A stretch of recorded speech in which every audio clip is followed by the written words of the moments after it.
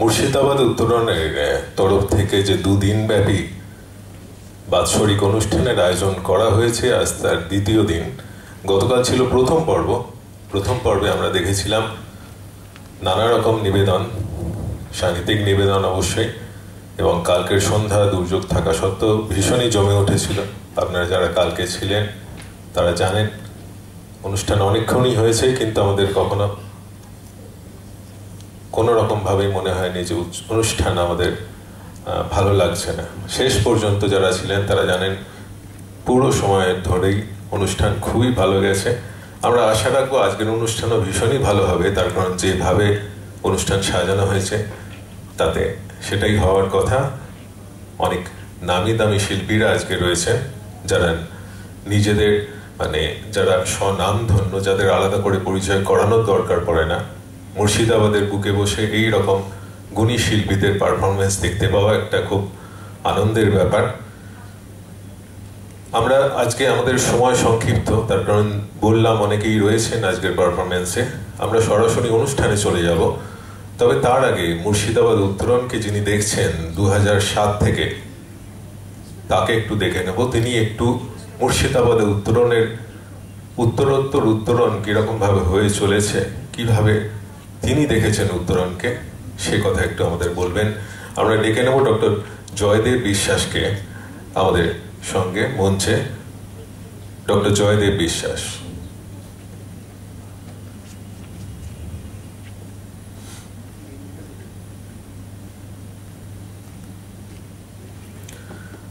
জয়দেব বাবু আমাদের ঘরের লোক। 2007 থেকে তিনি দেখছেন উত্তরণকে, এবং যে কথা বললাম তিনি তার অভিজ্ঞতা একটু আমাদের সঙ্গে ভাগ করে নেবেন।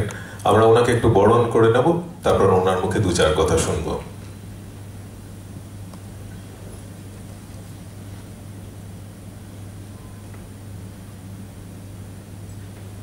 উত্তরীয় পুষ্পস্তবক এবং মুর্শিদাবাদের ঐতিহ্যবাহী শোলার বজরা দিয়ে তাকে বরণ করে নেওয়া হচ্ছে।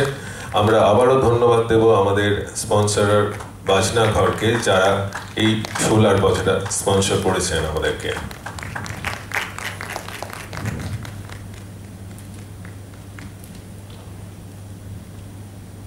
শুনে নেব জয়দেব বাবুর মুখে কেমন দেখেছেন তিনি এবং দেখছেন মুর্শিদাবাদ উত্তরণকে।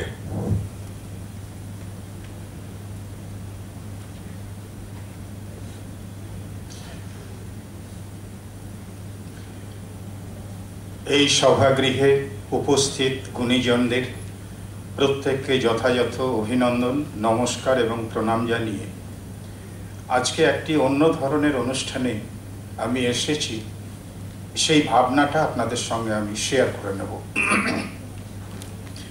আমি কলকাতা থেকে কলকাতার বাইরে বিভিন্ন স্থানে শাস্ত্রীয় সঙ্গীতের বিভিন্ন অনুষ্ঠানে গিয়েছি। আজ 40 বছর আগে থেকে এই যাতায়াতটা আমার আছে, কিন্তু আমার যেটা মনে হয়েছে কোথাও দেখিনি সেই সঙ্গীতের বা শাস্ত্রীয় সঙ্গীতের অনুষ্ঠানে সঙ্গীত নিয়ে কেউ দু চার কথা বলছে। সেই ক্ষেত্রে মুর্শিদাবাদ উত্তরণ সংস্থা একটি ব্যতিক্রমী ভাবনার এবং ঘটনার জন্ম দিল বলে আমি বিশ্বাস করি। আমাদের এই রবীন্দ্র সদনে অনেক অনুষ্ঠান হয়, একটা বড় কবিতার অনুষ্ঠান হয়, সেখানে শুধু পুরস্কার দেওয়া হয় গুণীজনদের মানুষরা আসে, পুরস্কার দিল, ছবি তুলল, আর তারা চলে গেল। 3 ঘন্টা 4 ঘন্টার অনুষ্ঠান। কিন্তু কবিতা কি, কবিতার জগৎটা কি, কবিতার সঙ্গে কার কিসের সম্পর্ক, এই বিষয়গুলো নিয়ে 10 মিনিট 5 মিনিট বলার কেউ সংস্থান রাখে না। অথচ আমরা যখনই কোনো অনুষ্ঠানে যেতে চাই তখন জানতে চাই আমি কি অর্জন করলাম। সেই অর্জনটা যদি শূন্য হয় তাহলে সেই অনুষ্ঠানে প্রাণ থাকে না, রস থাকে না, তাই ইচ্ছেটাও জাগে না। তা সেই জায়গা থেকে আজকে এই যে সঙ্গীতের অনুষ্ঠান, সেই সঙ্গীতের অনুষ্ঠানে আমি সঙ্গীত দীর্ঘদিন ধরে শুনছি, সঙ্গীত নিয়ে ভাবনা চিন্তা করছি, কিন্তু সঙ্গীতের লোক আমি নই। আমার যা কিছু পড়াশোনা, যা কিছু ধ্যান এবং যা কিছু মনন, সেখান থেকে আমি দু চারটে অভিজ্ঞতার কথা শুধু একটু অন্যভাবে শেয়ার করব। কেমন ভাবে শেয়ার করব? এই যে বলছি না যে গান আর কি, যে গানের ক্ষেত্রে আমার বারবার যেখানে গান শুনতে কি মনে হয় যে বাজনা সে যদি গানের বাণীর আবাহনকে অতিক্রম করে যায়, তাহলে সেই শিল্পী হয়তো কিছুটা বাহবা পায়, তার কৃতিত্ব জন্মে, কিন্তু তাতে শেষ পর্যন্ত সঙ্গীতের কোনো লাভ হয় না, বরং সঙ্গীতের যে স্বাভাবিক বহতা সেটা ব্যাহত হয়। তাই বলছি বাণী মানে কথা, সঙ্গীতের কথা, এই বাণীকে বাজনা মানে তার সঙ্গে যে থাকবে যেন কখনো অতিক্রম করে না যায়। এই অতিক্রমের ক্ষেত্রে সবচাইতে ভালো বিষয় হলো সেন্স অফ প্রপোর্শন, পরিমিতি বোধ আর কি। এই পরিমিতি বোধ যতক্ষণ না হবে, শিল্পী তার শিল্প সত্তাকে ঠিক জাগিয়ে উঠতে পারবে না। শিল্পী সত্তা কোথায় জেগে উঠতে পারে? আমাদের অভিজ্ঞতা আছে, কিন্তু আমরা ভাবি না। কি অভিজ্ঞতা আছে না? অভিজ্ঞতা হলো এই, যখন আপনি সমুদ্রের ধারে যাচ্ছেন তখন আপনার মনে পড়বে সেই কথা, ওই মহাসিন্ধুর ওপার হতে কি সঙ্গীত ভেসে আসে। তাই মহাসঙ্গীত সে কেন সে ভেসে আসছে, কিভাবে ভেসে আসছে? সমুদ্রের ধারে বসে গল্প করতে করতে কখনো মনে হয়েছে এই মহাসঙ্গীতের গভীরতা কতটা, এর উচ্চতা কতটা, এর বিস্তার কতটা, এর ভেদন ক্ষমতা, পেনিট্রেশন পাওয়ার কতটা, সর্বোপরি এর প্রাণের উচ্ছ্বাস কতটা? এই প্রাণের উচ্ছ্বাসে যদি সেই সঙ্গীতকে ধরতে না পারেন সমুদ্রের ধারে বসে, কেন আপনি এত আনন্দ পান? আপনার সেই আনন্দ অর্জনটা কিভাবে হচ্ছে? ওই জিনিসগুলো নিয়ে আমাদের ভাবতে হবে। ওটা যতক্ষণ না আপনি ভাবতে পারছেন ততক্ষণ জানবেন গানের আনন্দে, প্রাণের আনন্দে যদি আপনার গাল বেয়ে অশ্রুধারা বয়ে না যায়, তাহলে বুঝবেন আপনি সঙ্গীতের স্বাদ পাননি, আপনি জীবনের স্বাদ গ্রহণ করতে পারেন। তাই প্রশ্ন করতে হবে, জিজ্ঞাসা করতে হবে যে কেন? তা আমাদের সঙ্গীতে কি হচ্ছে বর্তমানে আমাদের যে সঙ্গীত, সেই সঙ্গীত যে বিশাল, এই যে অডিটোরিয়াম, এখানে যদি কেউ গায় যে আকাশ ভরা সূর্য তারা, বিশ্ব ভরা প্রাণ, শুধু এইটুকুতে এই অডিটোরিয়ামটাকেই শুধু সূর্য তারায় ভরলে হবে না, এই বিশ্ব চরাচরে ভাবতে হবে সেখানে বাসছে যেন আকাশ ভরা সূর্য তারা, বিশ্ব ভরা প্রাণ। এই অডিটোরিয়াম যখন বিশ্বময় হয়ে যাবে তখন সঙ্গীতের বিশালতাকে আপনি উপলব্ধি করতে পারবেন।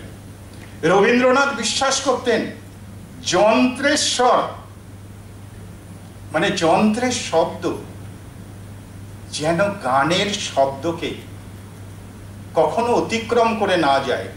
তার পরামর্শ হচ্ছে এই যে বাজনা যে সঙ্গত করছে সঙ্গে আর যিনি বাজাচ্ছেন, এদের প্রপোর্শন হওয়া উচিত যেন তার অর্ধেকের বেশি না হয়।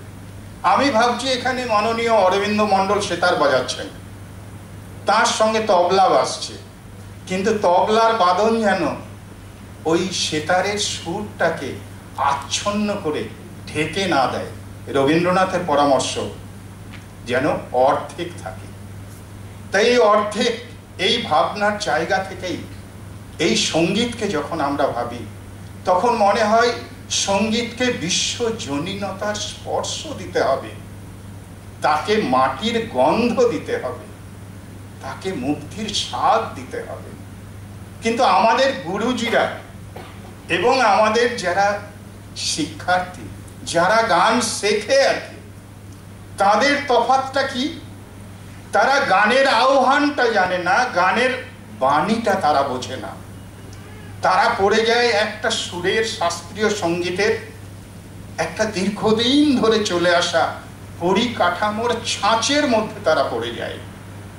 এই যে ছাঁচের মধ্যে পড়ে যাওয়ার সময় গুরুজি ভাবে না, বেশিরভাগ গুরুজি ভাবেন না যে ছেলেটিকে আগে বাণীর বোধন ঘটাতে হবে, কেননা ছেলেটি বাণী দিয়েই মাকে বোঝে, ছেলেটি বাণী দিয়েই পিতাকে বোঝে, বাণী দিয়েই সকলকে বোঝাতে চায়। তাই সেই শিক্ষার্থীকে প্রথমে বাণীটা বোঝাতে হবে। বাণীর অর্থ গ্রহণ না করলে সুরের স্বরলোকে, মানে সুরের স্বর্গে পৌঁছানোর দরজাটা তার কাছে বেশ কঠিন হয়ে যাবে। জোর করে গুরু আর কি তাকে একবারে রাগ রাগিনী সুর খুব তালিম দিয়ে বলছে, খোল দরজা খোল, ওরে দ্বার খোল। কিন্তু দ্বার খুলবে কোথায়? খুলবে যদি সেখানে ভাব থাকে, প্রাণ থাকে, রস থাকে, মুক্তি থাকে। তাই বাণী যেখানে অর্থবোধন হয় না বাণীর, সেখানে সেই শিক্ষার্থী শুধু গলদঘর্ম হয়ে যায় ওই পরিকাঠামোর মধ্যে। তাকে বাণী দিয়ে আগে বোধন ঘটাও, তার মুক্তি ঘটুক বাণীর অন্তরে। তারপরে তাকে সুরের সঙ্গে বাণীকে মিলিয়ে দাও। সুর আর বাণীর যখন বিবাহ বন্ধন হবে, তখন আপনা আপনি তার পাশে চলে আসবে তাল আর ছন্দ। এরা মিলে যখন তৃতীয় একটা বিশ্ব তৈরি হবে। কোথায় বিশ্ব? এই হৃদয় বিশ্ব। এই হৃদিতে, এখানে তখন ছেলে দেখবেন দরজা খুলে গিয়েছে। দরজা খুললে কি দেখবে? সে দেখবে আলো। হে আলোতে কি দেখবে? আলোতে দেখবে শুধু প্রাণনা আর প্রাণ। তার জন্য বিশ্ব সঙ্গীত দিবস করা হয়েছে 21শে জুন। 21শে জুন কেন আপনারা জানেন? সেই দিন হচ্ছে দিনের দৈর্ঘ্য সবচেয়ে বেশি। দিনের দৈর্ঘ্য মানে সারা পৃথিবীতে পর্যাপ্ত আলো পাবে। তা সেই আলোকে ধরার জন্য 1982 সালে ফ্রান্সে এই বিশ্ব দিবসের কথা শুরু হয়। তাই বাণীকে যেন ছাপিয়ে না যায় সুর, বরং এই বাদ্য বা গীত বা এই যে নৃত্য, এরা সব পরস্পর শুধুমাত্র আত্মবিনোদনের ক্ষেত্র নয়। আমরা ভুল করি, আমাদের ভাবনাটাকে একটু গভীরে নিয়ে যেতে হবে। এটা শুধু আত্মবিনোদন নয়, আসলে এরা প্রত্যেকে আপনার চেতনাকে সমৃদ্ধ করে, সেখানে গিয়ে আঘাত করে। আঘাত করলে একটা স্পন্দন হয়, স্পন্দন মানে কম্পন হয়, কম্পনাঙ্ক থেকে হয় সুর, সুরে মিলে হয় স্বর, সেখান থেকে সৃষ্টি হয় সঙ্গীত। এই যে সঙ্গীতের ধারণার, সেই ধারণাতে দাঁড়িয়ে বারবার বলতে হবে যে কি জানি কি হলো আজি জাগিয়া উঠিল প্রাণ, দূর হতে শুনি যেন মহাসাগরের গান। কেন মহাসাগরের গানকে কবি কেন আহ্বান করছে? তারপরেই বলছে, ওরে চারিদিকে মোর কি কারাগার ঘোর। কে ভাবছে এমন ভাবে? শিক্ষার্থী, যে প্রতিনিয়ত সৃষ্টি করতে চাইছে, সে বারবার ভাঙতে চাইছে এই কারার ওই লৌহ কপাট, যেখানে সে মুক্তির স্বাদ পাবে, যেখানে সে আলোকিত হবে। সঙ্গীতের যে বিশ্বজনীন ভাষা, সেই ভাষাকে সে উপলব্ধি করবে। তার জন্য তাকে যেন এরকম মনে না হয়, ওরে চারিদিকে মোর একই কারাগার ঘোর। ভাঙ ভাঙ ভাঙ কারা, আঘাতে আঘাত কর। এই যখনই ভাঙবে তখনই মনে হবে, ওরে কি গান গেয়েছে পাখি, এসেছে রবির কর। এইটা হচ্ছে গানের এই যে বুদ্ধি আর বোদ্ধা, এই যে সঙ্গীতের চেতনা। এই চেতনা দেখতাম আমার বাবা মশাইকে। বাবা মশাই বলতেন, ওরে বাণী, তাকে অবহেলা করিস না। বাণী অর্থাৎ কথা, কথাতেই যশ, কথাতেই বশ, কথাতেই রস। ওরে খুব সাবধান, কথাতেই অপযশ। এই যে বাণীর বোধন না ঘটিয়ে গুরুর কাছে যখন শিক্ষা নিতে যাবে, তখন সেই শিক্ষার্থী তার সাধনার ক্ষেত্রকে খুঁজে পাবে না। মানুষের দায় হচ্ছে মহামানবের দায়, সাধনার ক্ষেত্র সেটা হচ্ছে অন্তহীন তার বাস। তাই আমাদেরকে এটা মাথায় রাখতে হবে। রবীন্দ্রনাথ এটা শেষ পর্যন্ত বলেছিলেন, এখন কতটা হচ্ছে পরিসরটা বেড়েছে আমি জানি না। তিনি বলছেন আমাদের সঙ্গীত শাস্ত্র, ব্যাকরণ এবং তার প্রথাতে একটা পরিকাঠামো, একটা ছাঁচে ঢালা হয়ে গেছে, নতুন কিছু আবিষ্কারের এখানে সম্ভাবনা নেই। তাহলে কি আছে না, বলছে এই সমাজের যাতে উন্নতি হয়, সমাজ বৃক্ষ, সেই সমাজ বৃক্ষে একটা সোনার ডাল লাগিয়ে দেওয়া হয়েছে। গাছ বাড়ে, সেই ডাল বাড়ে না। অলংকার স্বরূপ সমাজ বৃক্ষের ডালে লাগিয়ে দেওয়া হয়েছে একটা ডাল, সোনার ডাল। সমাজ বৃক্ষ, তার বয়স বাড়ে, গাছের বয়স বাড়ে, গাছ রস পায়, গাছ প্রাণ পায়, সেই সোনার ডালটার রস পায় না। সেখানে বসন্তে পাখি আসে না, বসন্তে মুকুল ধরে না, সে শুধু সমাজের সে শুধু সমাজে শোভা বর্ধন করে। এইটা হচ্ছে রবীন্দ্রনাথের ধারণা। তাই আমাদেরকে এই মুক্তির স্বাদ নেওয়ার জন্য আমাদেরকে একটু নতুন করে ভাবতে হবে।